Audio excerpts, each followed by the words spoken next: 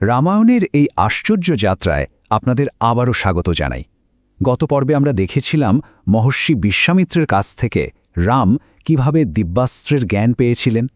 এগুলো কিন্তু সাধারণ অস্ত্র নয়, এগুলো হলো মন্ত্রের শক্তিতে চালিত দৈব শক্তি।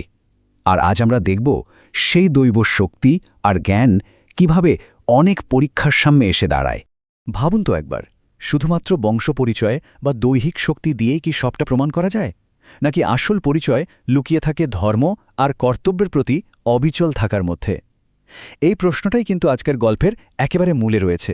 কারণ রামের সামনে শুধু কয়েকটা রাক্ষসকে হারানোর চ্যালেঞ্জ নয়, বরং নিজের আদর্শকে রক্ষা করার এক বিরাট পরীক্ষা অপেক্ষা করছে।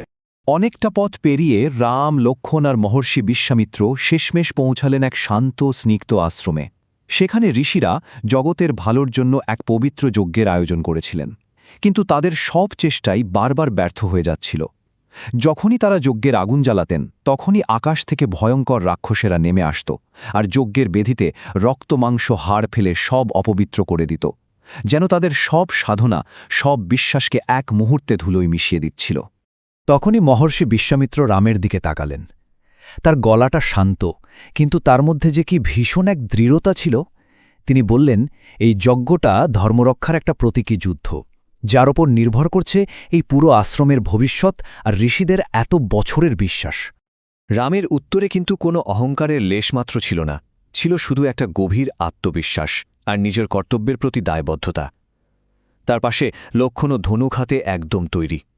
দুই ভাইয়ের এই শান্ত অথচ দৃঢ় সংকল্প দেখে ঋষিদের মনে যেন বহু বছর পরে আবার আশার আলো জ্বলে উঠল। যজ্ঞ শুরু হল, আর তারপরই শুরু হল রাম আর লক্ষ্মণের সেই কঠিন প্রহরা। এক লম্বা অপেক্ষা। একদিন গেল, দুদিন গেল, দেখতে দেখতে পাঁচটা রাত কেটে গেল। দুই ভাই এক মুহূর্তের জন্য চোখের পাতা এক করেননি। বনের ওই গভীর সান্ত্বনাটাই যেন এক চাপা উত্তেজনার কথা বলছিল। দেখতে দেখতে পাঁচটা রাত কেটে গেল একদম শান্তিতে। কিন্তু ঠিক ষষ্ঠ দিনের মাথায়, যখন যজ্ঞ প্রায় শেষ হয়ে আসছে, হঠাৎ করে যেন সব কিছু বদলে গেল। আকাশটা কালো মেঘে ছেয়ে গেল, বুনো হাওয়া বইতে শুরু করল, আর মনে হচ্ছিল যেন এক অশুভ শক্তি চারিদিক থেকে আশ্রমটাকে গ্রাস করতে আসছে। রাম আকাশের দিকে তাকিয়ে শান্ত কিন্তু দৃঢ় গলায় লক্ষ্মণকে বললেন, প্রস্তুত হও, ওরা এসে গেছে। আর ঠিক তখনই সেই ভয়ঙ্কর মুহূর্তটা এসেই পড়ল। মনে হচ্ছিল যেন দিনের আলো নিভে গিয়ে এক অশুভ অন্ধকার নেমে এসেছে। ঋষিদের মন্ত্রের শব্দও যেন চাপা পড়ে গেল দূর থেকে ভেসে আসা এক বিকট গর্জনে। যেন আকাশ চিরে বেরিয়ে এলো দুই ভয়ঙ্কর রাক্ষস, মারিচ আর তার সঙ্গী সুবাহু। বিকট হাসতে হাসতে তারা আবারও যজ্ঞের পবিত্র আগুনকে নষ্ট করার জন্য রক্ত মাংসের বৃষ্টি শুরু করে দিল। এই ভয়াবহ পরিস্থিতির মধ্যেও রাম কিন্তু পাহাড়ের মতো স্থির। তিনি জানতেন, রাগ দিয়ে এই অশুভ শক্তির মোকাবেলা করা যায় না। এর জন্য প্রয়োজন শান্ত মন আর সঠিক কৌশল। তিনি শান্তভাবে ধনুকে তীর লাগালেন, চোখ বন্ধ করে স্মরণ করলেন সেই দিব্যাস্ত্রকে, যা মন্ত্রের শক্তিতে চলে।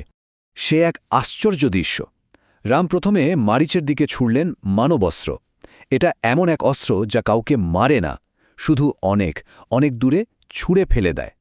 সেই অস্ত্রের ধাক্কায় মারিচ জ্ঞান হারিয়ে শত শত মাইল দূরে এক সাগরের তীরে গিয়ে পড়ল। এটা দেখে ক্রোধে পাগল হয়ে সুবাহু যখন এগিয়ে এলো, রাম এক মুহূর্ত দেরি না করে ছুড়লেন আগ্নেয় অস্ত্র। আগুনের সেই দৈব তীর বিদ্যুতের গতিতে গিয়ে সুবাহুকে আঘাত করল, আর চোখের পলকে সে ছাই হয়ে গেল। নিজেদের দুই প্রধান সেনাপতির এই অবস্থা দেখে বাকি রাক্ষসরা তো ভয়ে যে যেদিকে পারল পালিয়ে গেল।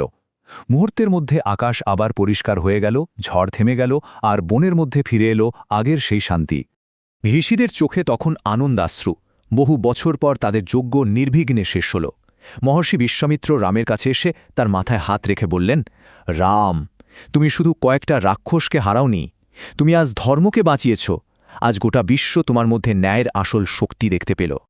কিন্তু এত বড় একটা জয়ের পরেও রামের মুখে কোনো গর্বের ছায়া পড়ল না। তিনি শুধু বিনয়ের সাথে মাথা নিচু করলেন, কারণ তিনি জানতেন ধর্ম আসলে কোনো জয়ের বিষয় নয়। ধর্ম তো সেই নিয়ম যা পুরো বিশ্বকে ধরে রেখেছে, আর সেই নিয়মকে রক্ষা করাই তার জীবনের সবচেয়ে বড় দায়িত্ব। যজ্ঞ তো শেষ হল, আশ্রমের শান্তিও ফিরে এলো। এরপর মহর্ষি বিশ্বামিত্র এক নতুন পথের কথা বললেন। তিনি রাম আর লক্ষ্মণকে বললেন, আমাদের কাজ এখনও শেষ হয়নি, চলো এবার আমরা মিথিলা রাজ্যের দিকে যাব, যেখানে রাজা জনক এক বিরাট যজ্ঞের আয়োজন করেছেন। রাম বা লক্ষ্মণ কেউই কিন্তু তখন জানতেন না যে এই যাত্রাটা তাদের জীবনকে কোন দিকে নিয়ে যেতে চলেছে, কারণ সেই মিথিলাতেই অপেক্ষা করছিলেন রাজকুমারী সীতা, যার ভাগ্য এক অটুট সুতোয় বাঁধা ছিল রামের ভাগ্যের সাথে। আর নিয়তি কিন্তু তৈরি হচ্ছিল সেই দুজনকে খুব শীঘ্রই এক সূত্রে বাঁধার জন্য। শুনুন, রামায়ণ প্রতিদিন এক নতুন অধ্যায়। ধর্ম, ন্যায়, ভালোবাসা আর ত্যাগের যে অমর কাহিনী রামায়ণ, আসুন তা শুনি এক নতুনভাবে। প্রতিদিন একটা নতুন পর্বের সাথে সাথে আমরা এই মহাকাব্যের পথে এগিয়ে যাব। ৩৬৫ দিনে সম্পূর্ণ রামায়ণ, প্রতিদিন একটু করে গল্প, একটু অনুভূতি আর একটু শিক্ষার এই যাত্রা। আজকের পর্ব তো শুনলেন, কাল আবার ফিরে আসুন নতুন গল্পের জন্য। চলুন আমরা সবাই মিলে শুরু করি এই পবিত্র যাত্রা, রাম, সীতা, লক্ষ্মণ আর হনুমানের অমর কাহিনীর পথে। প্রতিদিন নতুন পর্ব শোনার জন্য চ্যানেলটি সাবস্ক্রাইব করতে ভুলবেন না কিন্তু।